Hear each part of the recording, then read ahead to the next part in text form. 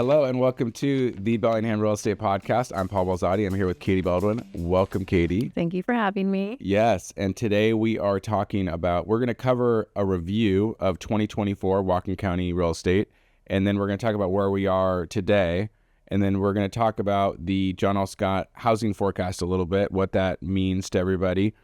So we will start out with what happened last year. I wanted to have you on because you were one of the top producers last year. Of course, you joined us last year, but you've been in real estate for a few years. How many years have you been in real estate? 5 years. 5 years. Yeah. And how many homes did you sell last year? 36. 36 homes. So you sold a lot of homes last year, so you were very much in it, and you know a lot about what was happening on the ground, right? Mm-hmm. And so starting off, just a little bit on the numbers. So in 2024, it's important to always, and this is for everybody listening or watching, to always, when you hear numbers on real estate, there is home values and then there's home sales. So there's two sets of numbers to discuss. We'll bring up even more sets of numbers, but these are the two primary ones. So for the last 3 years, or the last 2 years in particular, home sales, of course, were down with rates having gone up. Last year, home sales actually did rebound slightly. They were up about 1%. I would call that flat, right? Yeah. And home prices were actually up about 5%. So from the year before, home sales slightly up, home prices up about 5%. And basically, home sales are still in a recession from a normal cycle. Normally, we'd see a higher, more people moving than it has been moving for the last 2 years.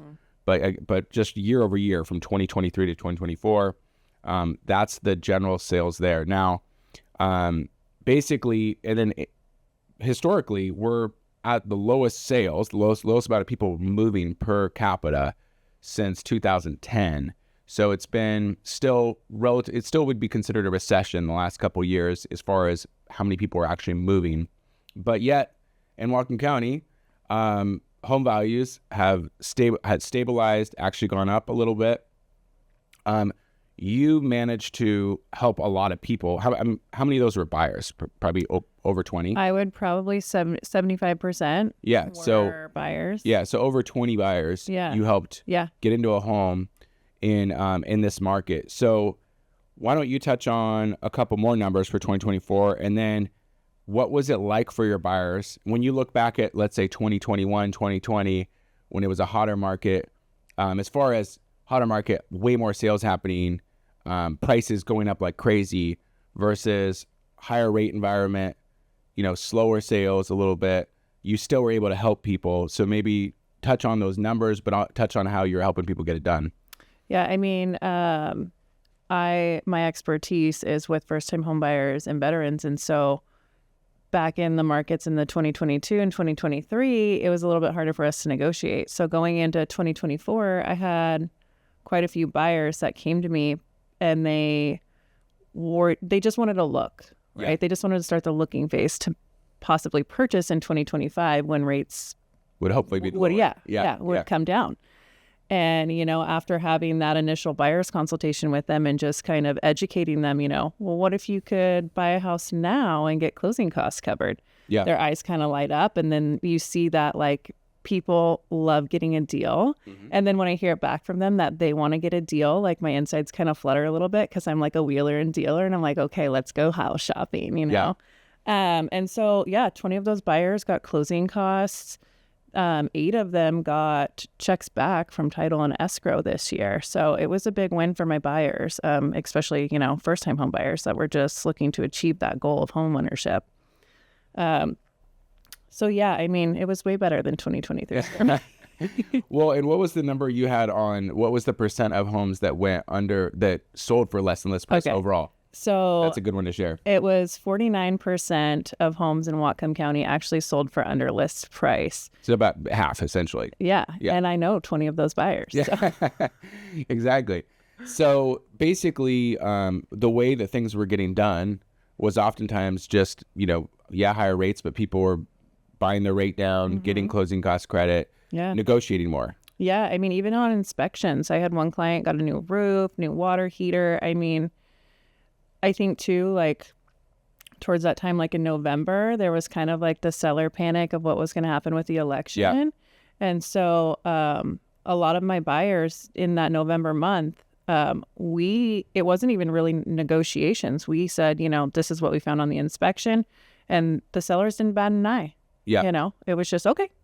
Yeah. Just get a it little fixed. more fear from the seller, from sellers in an election year. Definitely created, some good deals for sure. And we're still in the winter. There's still some of that for sure. But yeah, there's a little bit more confidence kind of coming into the market with the election being over for some people, depending on that. Sometimes it depends on your political stance and what you feel good about, but at least having the election over. But you're right. So that was definitely the election was a factor for 2024. No doubt about it. Touching on that a little bit more, it's always good for people who are trying to make these decisions to talk to a loan officer and run those numbers, because to your point, sometimes when you look at the numbers, you say, well, I'd rather wait until rates are under 6%. Well, if somebody gets $30,000 lower on the price right now, or $20,000 or whatever, and a new roof, that might be a better deal than if you wait until rates are under 6% again. Yeah. And then when rates are under 6%, the buyer competition increases dramatically, and then your negotiation power is gone. Oh yeah. 100%. And so you're absolutely right that so while as long as when the rates are higher, yes, it's less affordable, but yes, the buyer also has more negotiation room. And I'm sure that I'm going to touch on the stats right now. So the stats right now are it's a 3-month supply, meaning if no more inventory came on, and based on how many sales are happening every month, we would get through all of the inventory in 3 months. 3-month supply is a pretty level, flat market, slightly more of a seller's market, but a pretty flat market. But under 750, it's under a 2-month supply, which is really a seller's market. But most of those sales were under 750. Yeah. So that's kind of that's a fascinating aspect of this, is that even though on paper, that median price range is still a seller's market, there's still deals that are being done. I've got strategies. Yeah. Yeah. Yeah. So that's great. And definitely, but you would say, well, you agree though that over 750 and over $1 million, even more negotiation room. Oh yeah. Definitely. Yeah, definitely. Yeah. And this year I saw a lot of contingent offers getting accepted a little bit more, at least it's in the 5 years that I've been in real estate. Yes. It wasn't as challenging for my sellers to relocate as it had been previously in the past years. That's a really good point. And so you're right. When we go back to 2020, 2021, especially 2021 into early 2022, when the rates were super low, when it's a really hot, fast-moving market, it's super difficult to get a contingent offer agreed upon where the seller or the buyer still has to sell their home. You're right that in this kind of market, it's a great environment to where you can list your home, have it be contingent, or actually find a home first, I should say. Yeah. Instead of selling your house first and then rushing to buy a house. Yeah. Actually finding the house first, then negotiating on a deal subject to your home sale. Yeah. And my contingent clients this year, we went into the beginning conversation of, we're in the market where you might have to give a buyer some concessions, but just know we can also ask for concessions on your side too. So we had a lot of wins on both sides with contingent offers this year. That's great. Any other kind of fun stats that you wanted to share from 2024 before we move on to 2025? Yes. When I was kind of researching some fun stuff for the podcast today. Yeah. One stuck out to me, and it was nationwide, the 62% of buyers in 2024 were plant owners. So they don't own dogs or cats, they don't have children, but they take care of plants. So 62% are plant owners. You told me that before we were going to do this, and I had never heard the plant owners. I've never heard of that. Yeah. Because if you have kids, you can own plants too. Yeah, I know. Or dogs, right? But yeah. they were just solely plant owners. That is Yeah. no dogs. Oh, no pets or kids. No pets or kids. So what was the percent again? 62% That's of buyers really nationwide. interesting. Yeah. So So I'm going to the nursery after this. Yeah, exactly. Yeah, that's a great place to meet buyers, apparently. Yeah, that's great. Well, and that's an interesting just general kind of, I think that speaks to that's a more demographic change as far as more people are not getting married, Yeah. not having kids, or waiting longer to do those things. And so you have, a younger generation or older generation, maybe empty nester, single empty nester, or younger first-time home buyer that is single buying their first property or buying the second property. So taking care of their plant babies. yeah, taking care of their plants. That's very interesting. That's good. So moving forward into 2025, I touched on it earlier, but a 3-month supply doesn't tell us a whole lot because that's pretty level, right? We know that on the upper end, it still might be a little bit soft, because we have over a 5-month supply, under a 750, still a seller's market.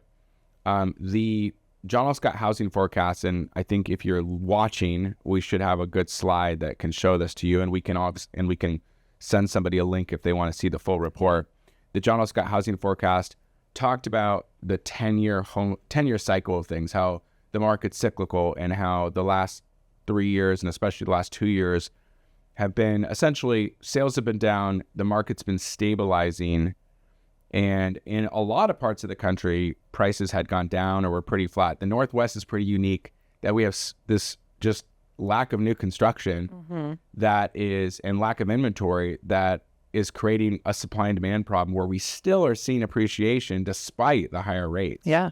Which is very regionally unique, I think, to us and maybe a few other parts of the country. And going into 2025, we have the same problem. We still have a lack of single family new construction. Yeah.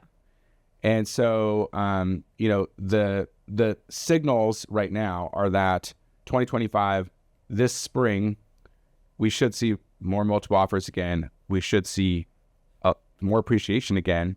And the forecast basically says that it's the 2025 and beyond is a year of more sales growth too, where we should see modest growth. We had a 1% sales growth last year.